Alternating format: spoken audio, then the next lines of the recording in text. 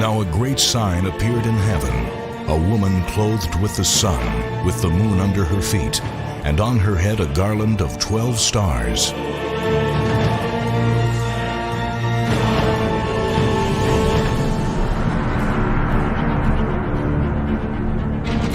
Then, being with child, she cried out in labor and in pain to give birth.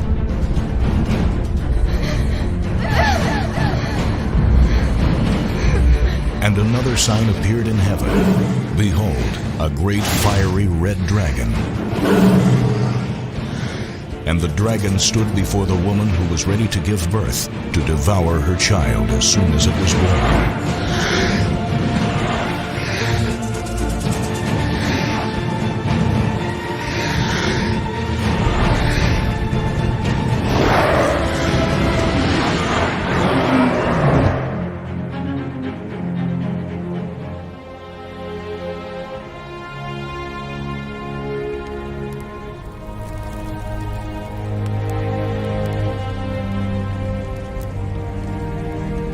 A woman, a child, and a dragon.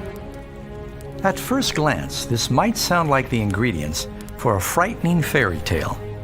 In fact, the troubling scenes that you just witnessed are part of a true and powerful prophecy given to the Apostle John nearly 2,000 years ago. What does this prophecy found in Revelation 12 tell us? Does it point to some event that happened thousands of years ago? Or does it describe things that are going to take place in the near future? And who do the woman, the dragon, and the child represent? Join us now as we journey deep into a world that few have ever seen, but all are a part of.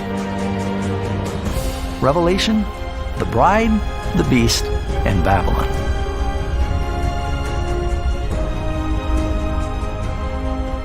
In the last book of the Bible, Revelation, the Apostle John was shown a vision of a great struggle between good and evil, a prophecy of a battle that has been raging behind the scenes since the dawn of time. The secrets behind this prophecy have been shrouded in mystery for centuries, until now. From the kingdoms and the rulers that have fallen around the world, to the men and women that stood up to fight for what they believed in, this is the story of Christianity, the search for truth, and the foundation for the faith of billions. Now a great sign appeared in heaven, a woman clothed with the sun, with the moon under her feet, and on her head a garland of 12 stars. Then, being with child, she cried out in labor and in pain to give birth. And the dragon stood before the woman who was ready to give birth, to devour her child as soon as it was born. Many Bible scholars and historians have studied this prophecy over the years and agree that the prophecy of Revelation 12 points to an event known as the Massacre of the Innocents. which occurred in first century Judea. In the decades leading up to the birth of Christ, the Roman Empire had conquered the whole Mediterranean world, including Judea. 20 years before Jesus was born, you have King Herod, a client king for Rome. We have documents about him outside the Bible that tell us that he was very cruel, he was ruthless, and you wouldn't want to get on his bad side. Herod was very anxious when a small delegation of wise men from the east came to Jerusalem, announcing their search for the newborn King of the Jews. Why would Herod be upset about that? Because that was Herod's title, as bestowed upon him by the Roman Empire, King of the Jews. He finds out from the Pharisees and the Sadducees exactly where this child is to be born, and he finds out it's Bethlehem. And so he has such anger against this child, he sends in the soldiers to try and kill Jesus.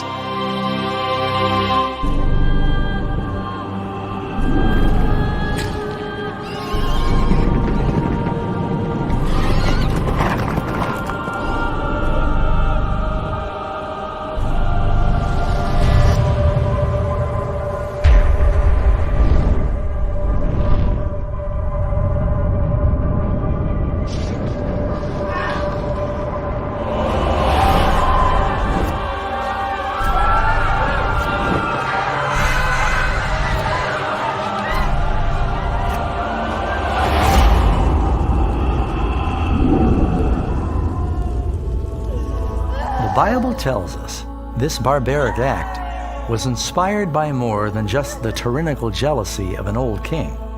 Many Bible scholars believe that it's part of a much bigger struggle that has spanned the ages and is still happening today.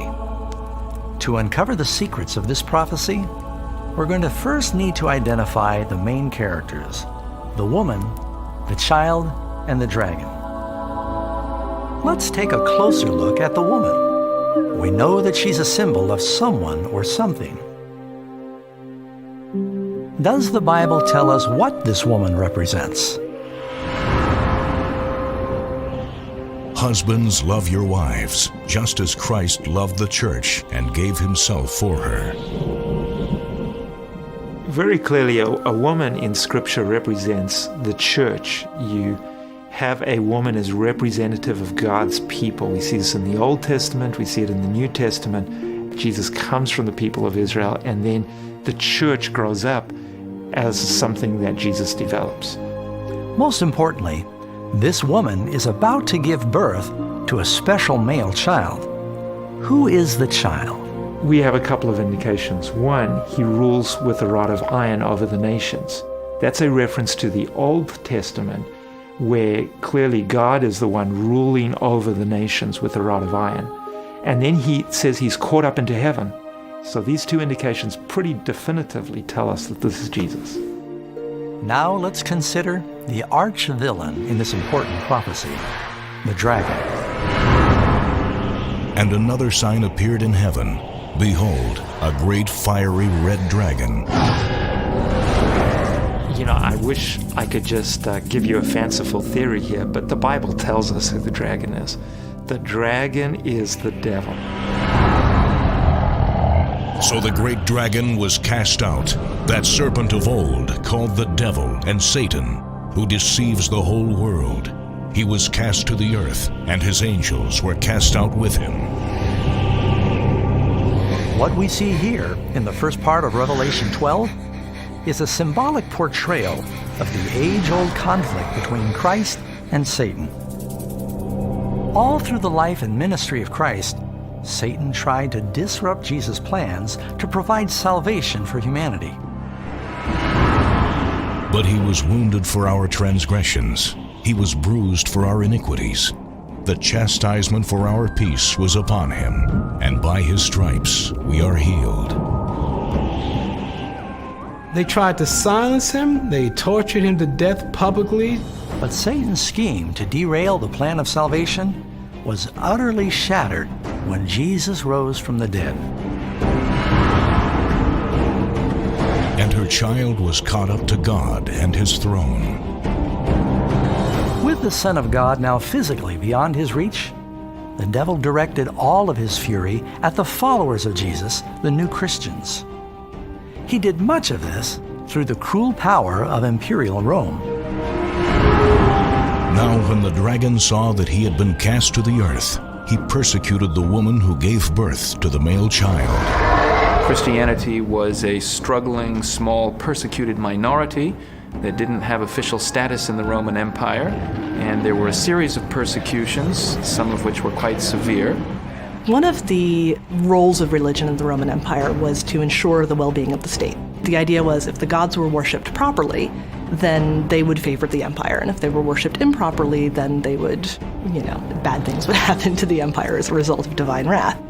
They do not want to sacrifice to the gods, and the gods at that point include the emperor. So it's easy to consider these people religious scapegoats. Basically, if something's going wrong, probably it's because there are Christians around who are refusing to give the gods their proper due. Christians are progressively stripped of their civil offices, their military offices, their books are confiscated, their churches are destroyed, they're forbidden to meet, and so on, all because there's an anxiety that this is really undermining the welfare of the empire. As the early church suffered under this withering persecution of Rome, their lives became a powerful testimony for truth. While the pagans lived in constant superstitious fear, these Christians faced torture and death with a supernatural peace.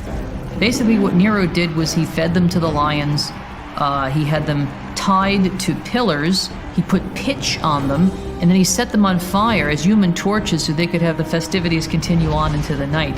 Being stretched, pulled into two, being killed by gladiators. Just about every creative way that you can dispose of Christians. When facing the painful end of their lives, they often sang and rejoiced. As thousands of Christians paid the ultimate price for their faith, their dying prayers and blood essentially became seed for the new church. People are so enthralled by how these Christians are dying that immediately, the reaction is, sign me up. And so the Christians spread like wildfire. The more you killed them, the more they stood for their faith. Now, it is true, and I think it has to be emphasized, that the early church spreads despite the very concerted attempts at repression of extremely autocratic and powerful emperors who set themselves very firmly against the Christians, and yet the early church survives. Tertullian argues whenever something goes wrong, whenever there's a famine or whenever there's an illness, a pestilence that sweeps through, everybody says, "The Christians to the lion!" And then he says snidely, as if so many could be fed to so few. And his point is that you can't destroy us all. During this time of exponential growth, Christians all across the Roman Empire quite literally went underground. This labyrinth of tunnels and chambers beneath the Roman cities became known as the catacombs. Now, the catacombs are important to understand. First, many people imagine that there are caves naturally under Rome, and the Christians simply went into them. The catacombs, almost without exception, are not natural caves. They were excavated by the Christians. Sometimes services would be held there, in the very tombs of the martyrs. The second point is the very act of burying your dead is hugely significant. Christians believe in a resurrection of the body. Now, of course, that belief has shifted and changed over the centuries, but from all we understand, early Christians believed that they would be resurrected in that actual bodily form, and therefore they chose to bury their dead, not to cremate them. Therefore, if you are seen to be burying your dead, especially at times when there are intense waves of persecution, you're more or less saying to the police, "Come and investigate me, I may well be a Christian." In AD 306, a new Roman emperor came into power, and things began to rapidly change. Constantine the Great was a capable military leader and a shrewd politician. So Constantine had to fight a series of civil wars in order to achieve his political aim of becoming emperor. And that's his own personal and political aim. It's got nothing to do with Christianity. He goes down from Gaul, modern-day France, where his power base was, to confront his rival Maxentius in Italy. As he was marching with his army, he had a dream one night where God came to him and told him, "You will become a Christian and put this sign on your shield, and you will conquer." Shortly after that, he actually had a vision, which history tells us was seen by his army as well as by Constantine himself. He looked up to the sun, and he saw a cross of light above it, and the Greek words, "En tutu Nikeia," by this conquer. The story that he had had this dream does appear at a relatively early stage. It's described by Eusebius. There are different sources, there are different versions, but it does seem that Constantine does say, "I've had this divine encounter, and an angel has told me that in the sign of the cross I will conquer." Constantine commanded his troops to adorn their shields with the Christian symbol. His opponent moves across the river at the Milvian Bridge, has Constantine and his army in front of him, the river and the city behind him. Not a great situation to be in. So if you do not beat the oncoming army, you have nowhere to retreat. So he loses. So for Constantine, who is certainly not yet a Christian, this is a powerful thing because he himself believes the Christian God has given me victory. So if you're a pagan, or just somebody who's confused about religion, you've had here this clash of deities. And who's emerged on top? The Christian God. You can draw your own conclusions. Gradually, the national sentiment against Christianity began reversing. During Constantine's reign, Christians went from being a persecuted sect to openly holding positions of influence in the courts and palaces of kings and governors. So a large part of the elites used to running the show automatically then become also the local bishops, etc. Become Christian. It wasn't such a big leap because most of them anyway believed in one supreme divine being which had different representations. If you want to advance in the army or in the imperial civil service, there's every incentive to become a Christian because all the people at the top are Christians. It becomes very attractive because Constantine's Edict of Toleration makes it so. Constantine can rightfully claim the title of great, for he turned the history of the world into a new course and made Christianity, which until then had suffered bloody persecution, the religion of the state. And so, as people from around the Roman Empire entered the Christian church, they brought with them many of their former pagan beliefs and practices. Now the percentage of Christians in this top 10, 15, 25% increases, and it increases dramatically in the top 1-2%. That's the real change. That is when Christianity really becomes the Christianity that it is today. Because now the people who've been running the show, they are now Christian. Over time, church leaders began to embrace the regal robes and flamboyant ceremony that was part of the pagan religions. And in place of the simple commands of God, they began to teach superstitions and man-made traditions. Now, instead of the Christian church converting the heathen world, the pagans were converting the church.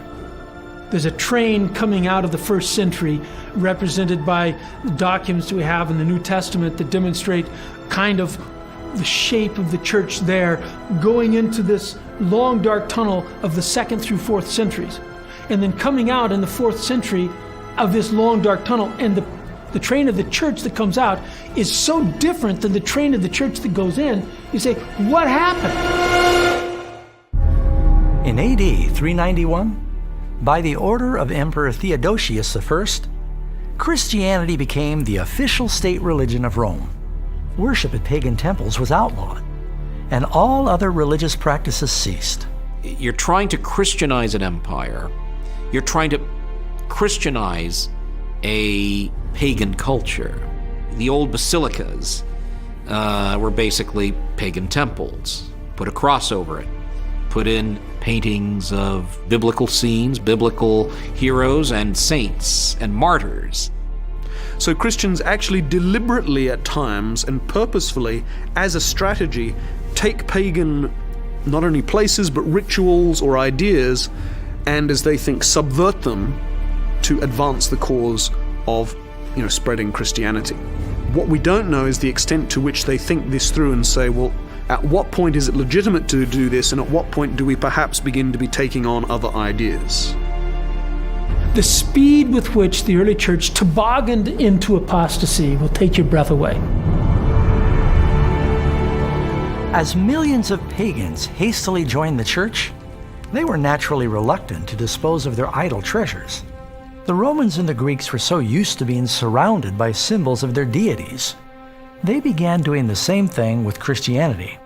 So many of these new converts just relabeled their idols with Christian names, like Paul, Mary, and Peter. A statue of Jupiter became a statue of Peter. And we know that because it has a sun disk right over its head that indicates that this is not Peter, but it's a pagan statue that's been renamed. The representations of Isis, which is originally an Egyptian goddess but has become very Greek already, becomes essentially the representation of Mary carrying her child. You have a mother and child tradition all the way down through history. You have it in Mithraism, you have it in Babylon, you have it all the way back in Persia. It appears that Mary acquired some of the characteristics that were associated with some of these other goddesses. She wears a dark blue coat and she stands on the half moon. She is the mother of all gods. Isis carrying her son Horus. That is the image that gets a new name, and now the name is Mary carrying the child Jesus. Or a depiction of the god Hermes is shown as Christ the Good Shepherd. Soon the statues of the saints and even Jesus began adorning the churches. Even though God clearly forbids this practice in the Ten Commandments, people continue to revere and to pray to these relabeled idols. Thou shalt not make unto thee any graven image, or any likeness of anything that is in heaven above, or that is in the earth beneath, or that is in the water under the earth. Thou shalt not bow down thyself to them, nor serve them. Related to the last point is the veneration of Mary, the mother of Jesus. While it is true, Mary was a faithful woman and greatly honored to be his mother, the scriptures teach nowhere that she's to be deified or worshipped. Mary had always been important in ancient Christian history, but over the Middle Ages she becomes elevated almost to looking at it detachedly, almost to the rank of a semi-deity. The Virgin Mary was believed to be the one who would speak up for guilty human beings to her supremely virtuous and judgmental and rather censorious son. It's a very strange image, but that's how the religious art of the period shows it. The Bible does not venerate Mary as a special saint. It lifts her up as a pure, wonderful woman used by God to give birth to the Messiah. Yet, at the Council of Nicaea in 325, the Church elevated Mary to the stature of a goddess and co-mediator with Christ. Even as early as the late 4th century, churches were being dedicated to the Virgin Mary. But sadly, these were not the only errors that slipped in during this time. During the Apostolic Age, baptism was a sacred ceremony reserved only for those old enough to make a rational decision for Christ. It was a public testimony of accepting Christ and his forgiveness. Baptism literally represents being dead and buried to our old life and being resurrected or born again to a new life in Christ. The baptism ceremony was also performed in a lake or a river where a person could be fully submerged, signifying they were fully washed from their sins. The practice of baptism was gradually altered by the Church. Hundreds of years after Christ, sprinkling and pouring was introduced as a more convenient mode of baptism. This actually undermined the powerful symbolism of the service, and it contradicts the example of Jesus, who was baptized by immersion. There was this unbiblical concept that a child could sin right away, and so therefore if he sinned, he was in danger of going to hell and burning forever in hell. So the only way to take care of him was to baptize him. And he had to be baptized into the church. If you weren't a member of the church, It was tickets for you. So theologians say, you know what, we need to start baptizing babies immediately, as soon as possible after they're born, so that in case they die, and of course this is a period when infant mortality is high and a lot of babies do die, they can get into heaven. Another Christian truth that was altered by pagan influence was the Lord's Supper. Jesus instituted the communion service, also known by some as the Eucharist, to be a beautiful yet simple ceremony where his followers would drink unfermented wine and eat unleavened bread. These symbols of Jesus' sinless body and blood are designed to help believers remember the sacrifice and the teachings of Christ. By far the most important rite for late medieval Christians was the Eucharist or communion, or as they most commonly called it, the Mass. Men and women all come together and take the sacrament. They celebrate what we would call communion, taking the body and blood of Jesus Christ. But again, under the influence of heathen rituals, the Holy Communion service was gradually changed by church leaders into a mystical ceremony. In this new ritual, fermented wine was used, and the priest, allegedly, had the power to transform the bread and the wine into the actual body and blood of Christ. This is transubstantiation, the notion that a priest transforms the Eucharist into the body and blood of Christ through the pronunciation and the formula Hoc est enum corpus meum, this is my body. They were powerful words believed to have the property that when they were uttered, God transformed the nature of the bread and the wine into the body and blood of the risen Jesus Christ. Even to the point where later on they say, we are creating God by speaking the words of mystagogy. Essentially, what happened on the altar was that bread became body, wine became blood, but they just still looked like bread and wine. This offering of the sacrifice in the Eucharist, this sacrifice of praise, this communal meal, now becomes not a remembrance of the sacrifice, but a sacrifice in of itself, and is giving salvation. By 1415 AD, at the Council of Constance, church leaders further decreed that only the priests could drink the wine and the laity would only receive the bread. Yet the Bible clearly says that when Jesus established the communion service, they all drank from it. About 300 years after Christ, the church began to deviate from another of the Ten Commandments, specifically the fourth commandment that requires believers to remember the seventh day as the Sabbath. Remember the Sabbath day, to keep it holy. 6 days you shall labor and do all your work, but the seventh day is the Sabbath of the Lord your God. When the Jews kept fighting against Rome, what had been kind of an umbrella of safety under Judaism becomes a lightning rod to Christianity. The Christians become alienated from the Jews. Jews persecuted them, and so they're trying to distance themselves from the Jews. Church leaders began to devalue the seventh-day Sabbath of the Ten Commandments in preference for the more popular Roman Sunday. Some Christians mistakenly thought that you should fast on the Sabbath, but you could feast on Sunday. That's what the pagans did. They feasted on Sunday, fasted on Saturday. Not a Jewish concept. The Jews fasted Friday and feasted Sabbath. But that's how some Christians thought of it.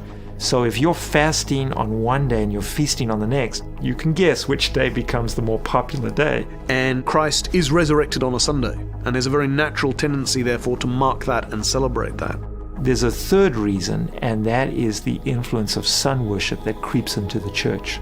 And when sun worship begins to creep into the church, Constantine can make use of that to lead to the exaltation of Sunday, the day of the sun, as being the day that people should worship on. This gradual departure from God's law over the centuries has become so widely accepted that most are shocked to learn that Sunday keeping has no foundation in the Bible.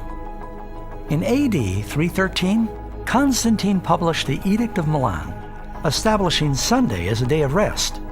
The emperor's Sunday law had nothing to do with Christianity. It was actually to honor the main Greco-Roman sun god called Helios, or Apollo. the Emperor Constantine became a convert to Christianity, and also because he remained partial to the sun god, the Emperor Constantine moved the day of worship from Saturday, the Sabbath, as had been traditional in Judaism, obviously, to Sunday, the day of the sun god. And ever since, Christian folks, at least for the most part, overwhelmingly, have held their day of worship on Sunday rather than Saturday. This is clear from another edict of Constantine given in AD 321, when the emperor ordered, "On the venerable day of the sun, let the magistrates and people residing in cities rest, and let all workshops be closed." Notice, the edict uses the word sun, S-U-N. It's also recorded that Constantine the Great made a law for the whole empire that Sunday should be kept as a day of rest. Obviously, this change did not infiltrate the church overnight. History tells us that for decades, the seventh-day Sabbath, together with Sunday, were both observed as holy days. The very, very early church clearly is still worshipping on the Jewish Saturday in the times of the apostles. But by the mid to late 3rd century, that has largely been abandoned or is in the process of being abandoned. By the early 4th century, in many parts of the Roman world, Christians are generally worshipping on Sunday. It's during the time of Constantine in which the idea of transferring the solemnity of the Sabbath to Sunday is first expressed. Centuries earlier, the prophet Daniel had foretold a religious power would arise that would think to change times and laws. Within the Ten Commandments, there's only one law that is also a time: the Sabbath.